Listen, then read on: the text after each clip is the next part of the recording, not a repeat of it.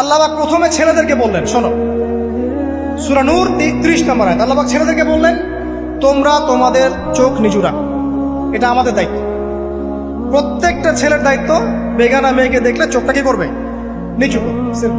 তাহলে আপনি সিডিউসড হবেন, এক কথা। 2 নাম্বার, আল্লাহ পাক আমাদেরকে বললেন, তোমরা তোমাদের লজ্জাস্থানকে হেফাজত করো। কাদেরকে? আমাদেরকে, মানে ছেলেদেরকে। প্রথমে আল্লাহ পাক ছেলেদেরকে বললেন, চোখ নিচু করে রাখো, লজ্জাস্থানে হেফাজত করো। ঠিক আছে? সূরা বানী ইসরাঈল আল্লাহ পাক বললেন, জিনার ধারের কাছেও যেও না, ধারের কাছেও যেও না।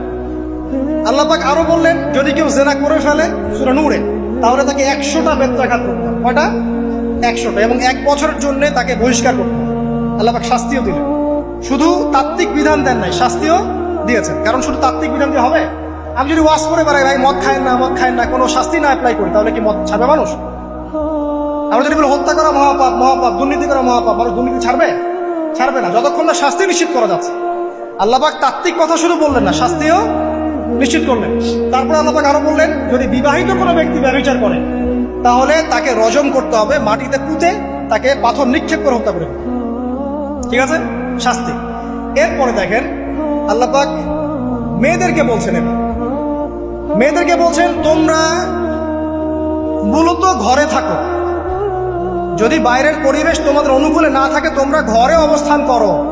ওয়াকরনা ফি বুয়ুতিকুন্না ওয়ালা তাবাররুজনা তাবাররুজাল জাহিলিয়াতিল উলা।